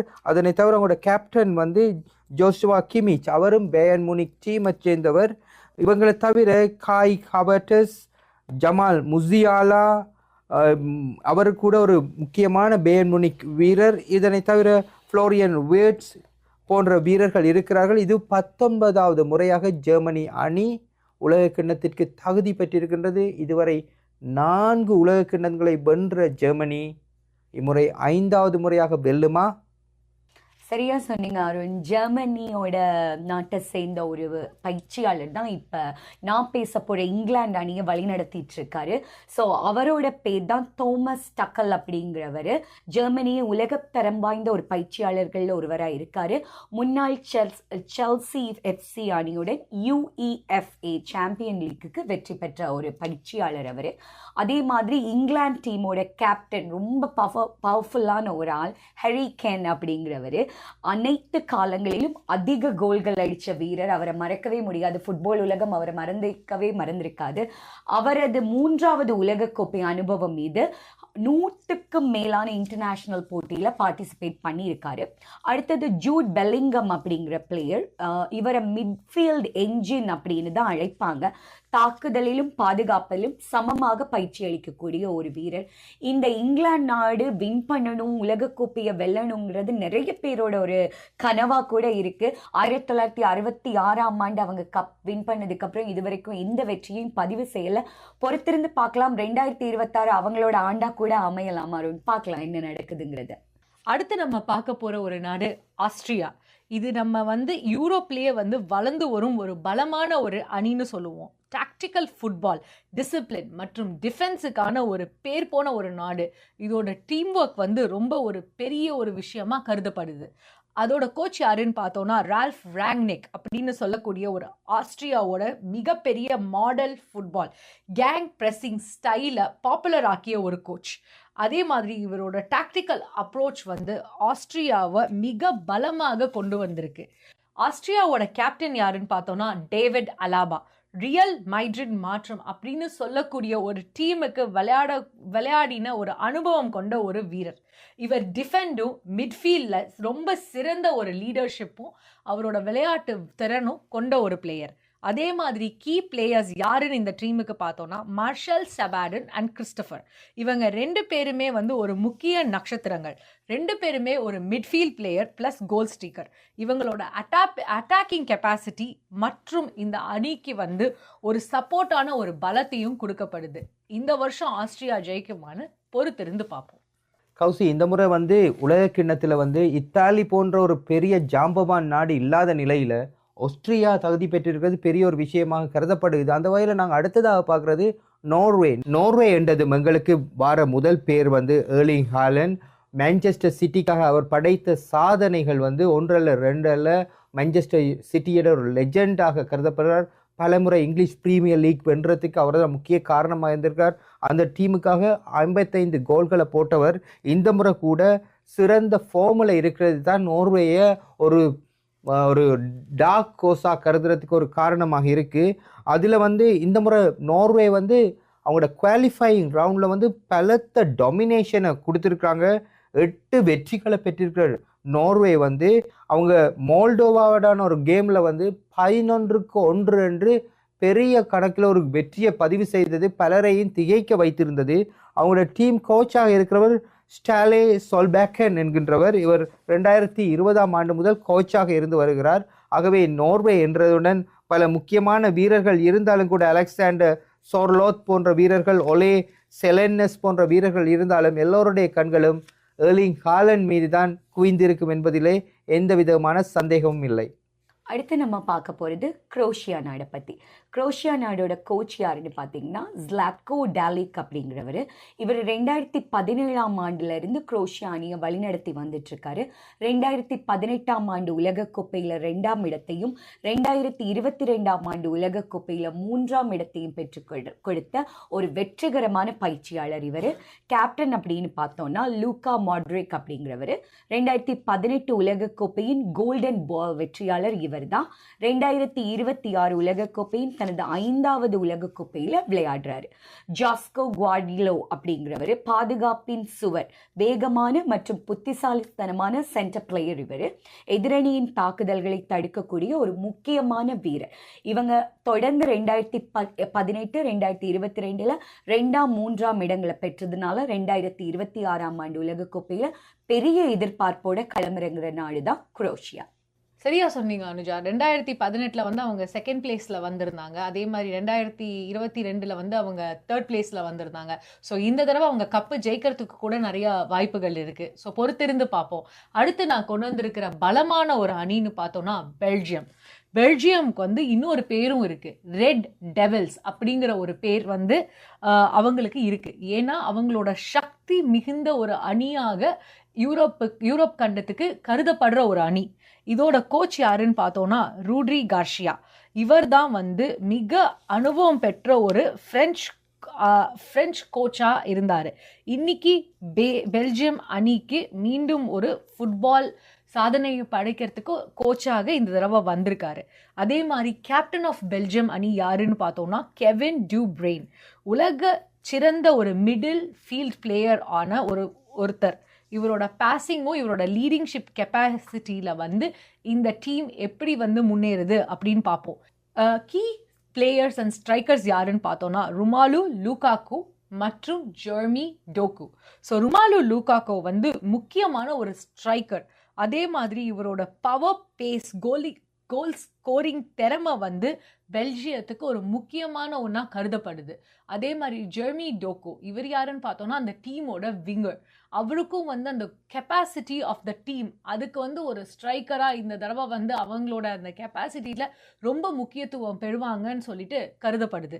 Legend players of football, அதுவும் பெல்ஜியன் டீமுக்குன்னு பார்த்தோன்னா மார்க் வில்மஸ்ட். இவர் வந்து ஒரு யூரோப்பியன் சாம்பியன்ஷிப் ஹீரோவாக கருதப்படுறாரு.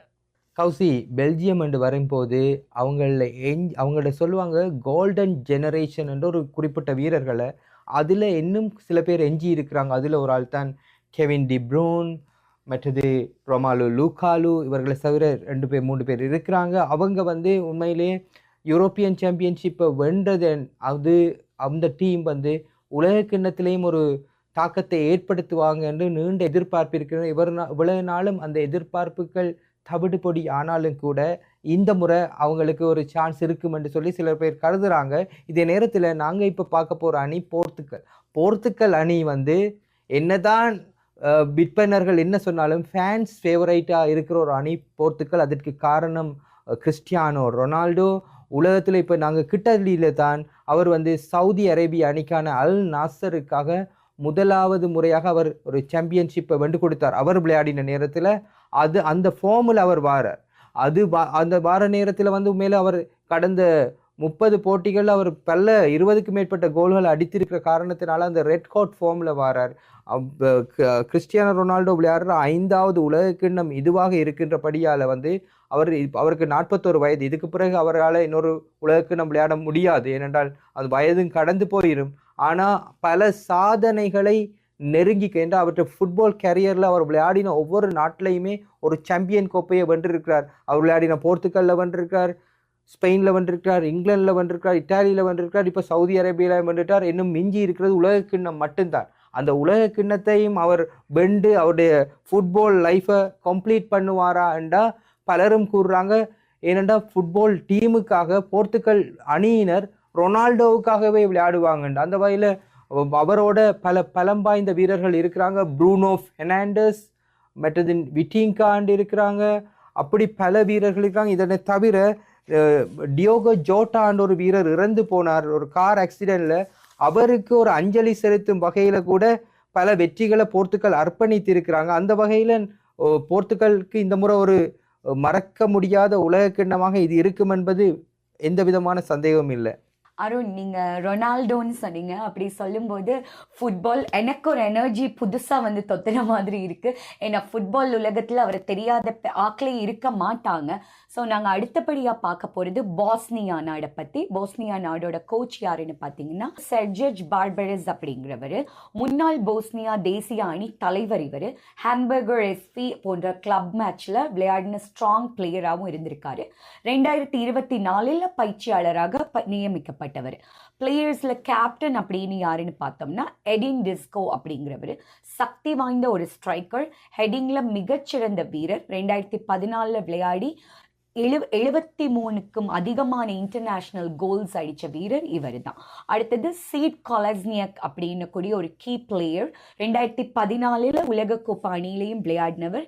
யூரோப் இம்பார்ட்டன்ட் லீக்ஸ் மேட்சஸ்ல நீண்ட தூரம் பயணிச்ச ஒரு வீரர். இப்போ நம்ம பார்க்க போகிற நாடு செக்கியா. இதோட முன்னாடி பேர் பார்த்தோன்னா செக்கோஸ்லோவாக்கியா அப்படின்னு ஒரு பேர் போன ஒரு நாடு. இந்த நாடு மிக சாதனை பெற்ற ஒரு நாடு. ஏன்னா வேர்ல்ட் கப்புக்கு 2வது முறையாக திருப்பி என்ட்ரி கொடுக்குறாங்க. இவங்களோட கோச் யாருன்னு பார்த்தோன்னா ஐவன் ஹாசெக் அப்படின்னு சொல்லக்கூடிய ஒரு மிக அனுபவம் பெற்ற ஒரு கோச். டிசிப்ளின் மற்றும் ஃபுட்பாலுக்கு டீம் ஒர்க் அப்படின்னு சொல்லக்கூடிய முக்கியமான விஷயத்த கருதி அந்த டீமை வந்து ஒரு உத்வேகத்தோட கொண்டு போறாரு. டீம் கேப்டன் யாருன்னு பார்த்தோன்னா தாமஸ் ஷூஷெக் அப்படிங்கிற ஒருத்தர் தான். இவர் கேப்டன் மட்டும் இல்லை, இங்கே இருக்கிற ஒரு பவர்ஃபுல் பிளேயரும் தான். மிட்ஃபீல்ட் பவர்ஃபுல் ப்ரெசன்ஸையும் இவரோட லீடிங் திறமையும் கொண்டு போய் அந்த டீமுக்கு ஒரு பேக் போனாவே இருப்பாருன்னு கருதப்படுது. அப்போ பவர்ஃபுல் ஸ்ட்ரைக்கரும் இன்னொரு பிளேயர் யாருன்னு பார்த்தோம்னா பேட்ரிக் ஷெக். இவரோட கோல் ஸ்கோரிங் அபிலிட்டி மற்றும் ஏரியல் ஸ்ட்ரென்த், ஃபினிஷிங் டச்சஸ் எல்லாத்தையும் இந்த டீமுக்காக ஒரு முக்கியத்துவமாக கருதப்படுது. பொறுத்திருந்து பார்ப்போம் இவங்க எவ்வளோ தூரம் இந்த ஃபீஃபாவோட வேர்ல்ட் கப்பில் வராங்கன்னு. செக்கியாவை அடுத்து நாங்கள் பார்க்க போகிற நாடு தான் சுவிட்சர்லாந்து. சுவிட்சர்லாந்து என்று பார்த்தால் அதில் நாங்கள் மறக்க முடியாத பேர் கிரானிட் ஷாக்கா என்கின்ற அவருடைய தலைவரை பற்றி. அவர் 144 போட்டிகளில் அந்த டீமுக்காக விளையாடி இருக்கிறார். இது அவரை பொறுத்தவரையில் 4வது உலக கிண்ணம். அத்தோட நாங்கள் பார்த்தோம்னா அவரும் ரொட்ரிகஸ் என்ற ஒரு வீரரும் ரிகார்டோ ரொட்ரிகஸும் 4வது முறையாக வேர்ல்ட் கப்பில் பங்கேற்கிறாங்க. அதில் 5 பேருக்கு இது ஒரு 3வது கன்செகட்டிவ் வேர்ல்ட் கப்பாக அமைந்து இருக்குது.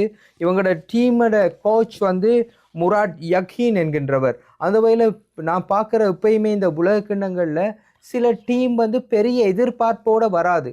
ஆனால் அவர்கள் வந்து ஒரு குவார்ட்டர் ஃபைனல் அப்படி வர்ற மாதிரி இருக்கிற டீம்களில் இந்த எப்பயுமே சுவிட்சர்லாண்டும் ஒரு தவிர்க்க முடியாத ஒன்றாக இருந்து இருக்குது. இந்த முறையும் அவர்களுடைய பயணம் எப்படி இருக்குமோ என்றால் எதிர்பார்ப்பு இல்லாட்டி அவங்களுக்கு ப்ரெஷர் இல்லாட்டி அவங்க நீண்ட தூரம் பயணிக்கிறதுக்கான வாய்ப்புகள் இருக்குது. அருண், நீங்க சுவிட்சர்லாண்டை பத்தி பேசுனீங்க இல்லையா? உலகத்துல நிறைய தமிழ் மக்கள் அதிகம் கொண்ட, நம்மள கனடா மாதிரி தமிழ் மக்கள் நிறைய பேர் இருக்கக்கூடிய ஒரு நாடும் அதுதான். ரொம்ப அழகான நாடு. ஆனா வேர்ல்ட் கப்பை தூக்குறாங்களா இல்லையான்னு தெரியல, பொறுத்திருந்து பார்ப்போம். அடுத்தது நாங்க ஸ்வீடன் நாடை பத்தி பார்க்க போறோம். இவரோட கோச் அப்படி யாருன்னு பார்த்தீங்கன்னா கிரஹாம் பாட்டர் அப்படிங்கிறவர். ஸ்வீடன் ஆஸ்டர்சவுண்ட் கிளப்போட சிறிய அணியிலிருந்து யூரோப் போட்டிகளுக்காக கொண்டு சென்றவர். 2025 மற்றும் 2026 ஸ்வீடன் பயிற்சியாளராக செயற்பட்டு உலக கோப்பைக்கு தகுதி பெற செய்த பயிற்சியாளர் இவர். கேப்டன் யார் அப்படின்னு பார்த்தோம்னா விக்டர் லிண்ட்லாஃப் அப்படிங்கக்கூடியவர். நீண்ட காலமா ஸ்வீடன் தேசிய அணி வீரராக இருந்தவர். மான்செஸ்டர் யுனைடெட் அணிக்காக பல ஆண்டுகள் விளையாடிய அனுபவம் கொண்ட ஒரு வீரர். உலக கோப்பை மற்றும் யூரோப் சாம்பியன் போட்டிகளிலும் விளையாடின அனுபவம் இவருக்கு இருக்கு. அலெக்சாண்டர் ஐசாக் அப்படின்ற ஒரு வீரரும் ஸ்வீடன் நாட்டோட முக்கிய கோல் அடிக்கிற வீரர், நட்சத்திர வீரரா பேசப்படுற ஒருவர். அடுத்து நம்ம பார்க்க போற ஒரு நாடு ரிச் ஃபுட்பால் ஹிஸ்டரி கொண்ட ஒரு நாடு. Passionate fans, never give up spirit அப்படின்னு சொல்லக்கூடிய ஒரு நாடு ஸ்காட்லாந்து. இவங்க திருப்பியும் ஃபுட்பால் வேர்ல்ட் கப் அப்படிங்கிற ஒரு ஹிஸ்டரியில காலை எடுத்து வைக்கிறாங்க. இதோட கோச் யாருன்னு பார்த்தோம்னா ஸ்டீவ் கிளாக். இவர் டிசிப்ளின், ஆர்கனைசேஷன், டீம் யூனிட்டி அப்படின்னு முக்கியத்துவம் கொடுத்து அந்த டீமை அழகா கைட் பண்ணி கொண்டு வராரு. கேப்டன் யாருன்னா ஆண்ட்ரூ ராபர்ட்சன். இவர் லிவர்பூல் கிளப் ஸ்டார் அப்படிங்கிற ஒரு இதுக்கு விளையாடி இருக்காரு. அதோட லெஃப்ட் பேக் ஆன ஒரு வீரர். லீடர்ஷிப் மற்றும் டயர்லெஸ் ஒர்க் அபிலிட்டியோட இவர் இந்த டீமோட கேப்டனாக பயணிக்க போறாரு. கீ பிளேயர்ஸ் யாருன்னு பார்த்தோம்னா ஸ்காட் மெக்டோமி. மிட்ஃபீல்ட் அட்டாக்கும் இம்பாக்டும் கொண்டக்கூடிய ஒரு வீரர். அதே மாதிரி அடுத்த பிளேயர் யாருன்னு பார்த்தோம்னா டாரன் ஃபிளெச்சர். இவர் மாடர்ன் யுகத்தோட ஒரு முக்கியமான பிளேயரா கருதப்படுறாரு. கௌஷி, அனு, உங்களுக்கு இந்த கிரேட் பிரிட்டன் இந்த ஃபுட்பால் வேர்ல்ட் கப்ல எல்லாம் பங்கேற்கிற இல்லையாண்டு உங்களுக்கு சில நேரம் சந்தேகம் தோன்றலாம். ஏனெண்டா கிரேட் பிரிட்டன் என்றது இந்தபடி பெரிய உலக கிண்ணம் அது ஃபுட்பாலாக இருந்தாலும் கிரிக்கெட்டாக இருந்தாலும் அவங்க தனித்தனியாக இருக்கிற அந்த நாடுகளாக தான் பங்கேற்பாங்க. அது ஒரு கூட்டு ஆட்சி நடக்கிற ஒரு இடம். ஆகவே அவங்க ஒலிம்பிக்கில் மட்டும்தான் கிரேட் பிரிட்டனாக பங்கேற்பாங்க. மற்றபடி அவங்க தனியாக இங்கிலாண்டாக அல்லது ஸ்காட்லாண்டாக அல்லது வேல்ஸாக அல்லது வட அயர்லாண்டாக பங்கேற்பாங்க. இப்படி இருக்குது. அந்த வகையில் நாங்கள் இப்போ பார்க்குற அடுத்த டீம் தான் டர்க்கி என்றோடனே எனக்கு அண்மையில் இந்த வைபவ் சூரியவன்சியோட ஒரு பெர்ஃபார்மன்ஸை பார்த்து ஒரு ஜெனரேஷனல் டேலண்ட்னு சொன்னாங்க. அவரை மாதிரி இல்லை, அவர்கிட்ட பேட் ஸ்விங்கை மாதிரி இல்லை, அவர்கிட்ட அடி அது மாதிரி. இந்த டர்க்கியில் சேர்ந்த ஒரு வீரர் தான் ஆர்டா குலர் என்றது. அவரை கூறுறாங்க he's the next Messi and ஒரு ஜெனரேஷனல் டேலண்ட். 20 வயது தான். ரியல் மட்ரிட் டீமுக்காக விளையாடுறவர் இந்த டர்க்கியில் விளையாடுறாரு. இப்போ எனக்கு உண்மையில் டர்க்கியை பொறுத்தவரையில் எனக்கு சில வார்த்தைகள் தெரியும். என்ற ஒரு கலீக் டர்க்கிஷ். ஆகவே நான் போகன் நசிலிசின்டா ஹவ் ஆர் யூ என்று சொல்லுவாங்க. இப்போ டர்க்கியில் பிர் குசெல் கடினண்டா அழகான பெண் என்று கூறுவாங்க. இப்படி டர்க்கியை பற்றி ஒரு பேஷனே இருக்குது. அந்த வகையில் டர்க்கியை பற்றி என்ன பார்க்குறேன்னு சொன்னால் நாங்கள் 24 வருட கால அந்த இடைவெளி இப்போது முடிவுக்கு வந்திருக்கு. அவங்க கடைசியாக விளையாடினது 4 வருடங்களுக்கு முன்னர். இப்போது மீண்டும் வராங்க. ஒரு காலத்தில் மெசூட் ஓசில் போன்ற வீரர்கள் எல்லாம் ஐரோப்பிய கழகங்களை டாமினேட் பண்ணி கொண்டிருந்த காலம் இருந்தது. ஆனால் இப்போ மீண்டுமாக அவங்க வந்திருக்கிறாங்க. இந்த முறை அவங்களுக்கு ஒரு புதிய உத்வேகம் கிடைச்சிருக்கு. அவங்களோட டீம் கோச்சை நாங்கள் பார்த்தோம்னு சொன்னால் வின்சென்சோ மொட்டெல்லா என்றவர் தான் அவங்களோட கோச்சாக இருக்கிறார். அவங்களோட கேப்டன் கெரெம் அக்குடோக்லு என்றவர் தான் கேப்டனாக இருக்கிறார். வாயெல்லாம் சுழுக்குது அவர்கிட்ட பேரை சொல்லும் போது. கக்கான் ஸ்கல்கங்க்ளூ மற்றும் ஆர்டா குலரை நான் ஏற்கனவே குறிப்பிட்ட ஒரு ஜெனரேஷனல் டேலண்ட். துருக்கிய அணியை ஒட்டுமொத்தமாக பார்க்கறதுக்கு ஆர்டா குலர் என்பவர் தான் இப்போ காரணமாக இருக்க போறார். எப்படி ராஜஸ்தான் ராயல்ஸை இந்த ஐபிஎல்லின் போது பார்க்கறதுக்கு வைபவ் காரணமாக இருந்தாரோ, இந்த ஆர்டா குலர் என்ற பேரை நோட் பண்ணி வச்சுக்கொள்ளுங்க. ஒரு மிகச்சிறந்த ஒரு இம்பேக்டை கொடுத்து அடுத்த மெஸ்ஸி இல்லை அவரு, நான் ஒரு ஆர்டா குலர், நான் ஒரு தனித்துவமானவன் நிரூபிக்கிறதுக்கான ஒரு உலக மேடை அவருக்கு கிடைத்திருக்கு. ஆமாம் அருண், டர்க்கி வந்து ஒரு காலத்தில் ஆசியா மக்களோட ஃபேவரட் அணியாக இருந்த நாடு இல்லையா? அதே மாதிரி எங்கள் மக்களுக்கு நீங்கள் டர்க்கிஷ் கூட சொல்லி கொடுத்தீங்க, ரொம்ப நன்றி அருண். அடுத்ததாக நாங்கள் நெதர்லாண்டை பற்றி பார்க்க போகிறோம். நெதர்லாண்டோட கோச் வந்து ரொனால்ட் கோமேன் அப்படிங்கிறவர். இவர் நெதர்லாந்து அணியோட முன்னாள் வீரராக இருந்தார். 1988 ஐரோப்பிய சாம்பியன் அணியின் உறுப்பினராக கூட இருந்திருக்காரு. எஃப்சி பார்சிலோனா, எவர்டன், சவுத்தாம்ப்டன் போன்ற முன்னணி கிளப்ஸுக்கு கோச்சாக இருந்தவர் தான் இவர். 2023 முதல் நெதர்லாந்து அணியை பயிற்சிவித்துட்டு வராரு. வர்ஜில் வான் டிஜிக் அப்படிங்கிறவர் தான் இந்த அணியோட கேப்டனா இருக்காரு. லிவர்பூல் எஃப்சி அணியோட தலைவரா செயல்பட்டவர். யுஇஎஃப்ஏ சாம்பியன்ஸ் லீக் மற்றும் பிரீமியர் லீக்ல வெற்றி பெற்றவர். உலகின் சிறந்த சென்டர் பேக்ல விளையாடக்கூடிய ஒருவர். அடுத்தது ஃப்ராங்கி டி ஜாங் அப்படின்ற கூடியவர், மிடில் விளையாடக்கூடிய வீரர்.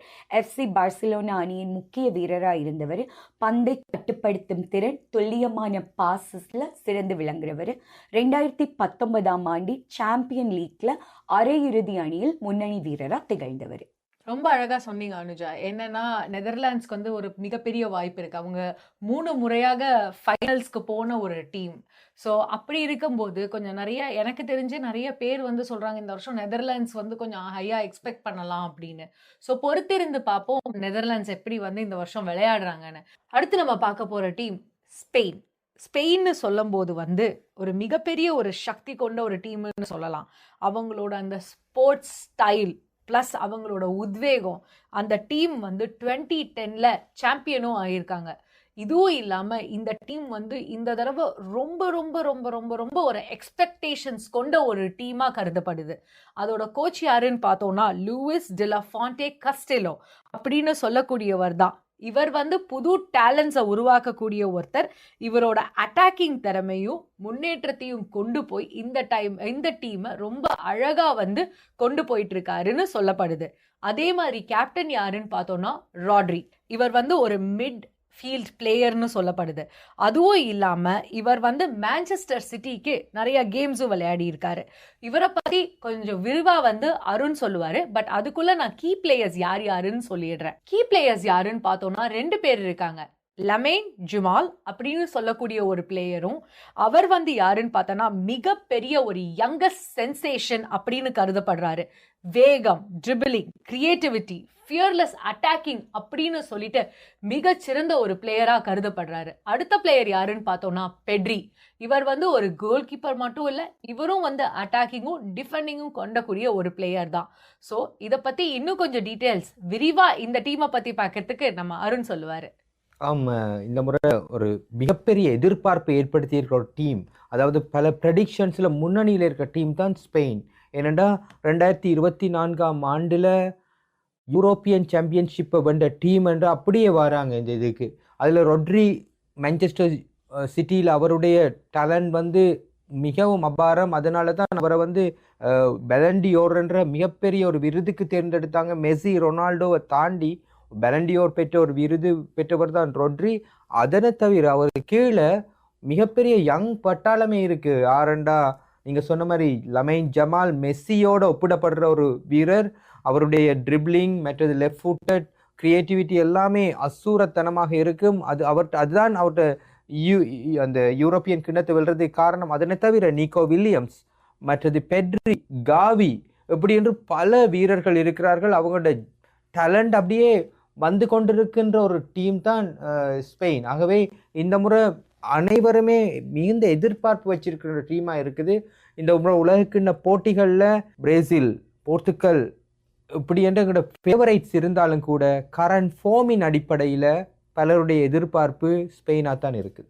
ரொம்ப அழகாக சொன்னீங்க அருண். என்னன்னா அந்த டீமுக்கு வந்து அவ்வளோ ஹைலி எக்ஸ்பெக்டேஷன்ஸ் இருக்குன்ட்டு. அதே மாதிரி வந்து அந்த 2010 வந்து அந்த ஸ்ட்ரைக்கிங் வேர்ல்ட் கப்போட கோல், ஃபைனல் வின்னிங் கோலை வந்து ஆண்ட்ரேஸ் இன்ஸ்டேட் அடிக்கும் போது கூட அது எவ்வளோ தூரம் பவர் பேக்டா இருந்ததுங்கிறத எல்லாருமே பார்த்துருப்போம்னு நம்புறேன். ஸோ அந்த மாதிரி இருக்கும்போது அந்த டீம் வந்து இன்னைக்கு இவ்வளோ தூரம் அந்த யங்ஸ்டர்ஸோட வந்து எவ்வளோ ஜெயிப்பாங்கங்கிற ஒரு உத்வேகத்தை பொறுத்திருந்து பார்ப்போம். ஆமாம் அருண், நீங்கள் சொன்ன மாதிரி ஸ்பெயினுக்கு நிறைய எதிர்பார்ப்பு இருக்குது. ஸ்பெயின் அந்த ரசிகர்கள் பட்டாளத்தில் நீங்கள் என்னையும் சேர்த்துக்கொள்ளலாம் தாராளமாக.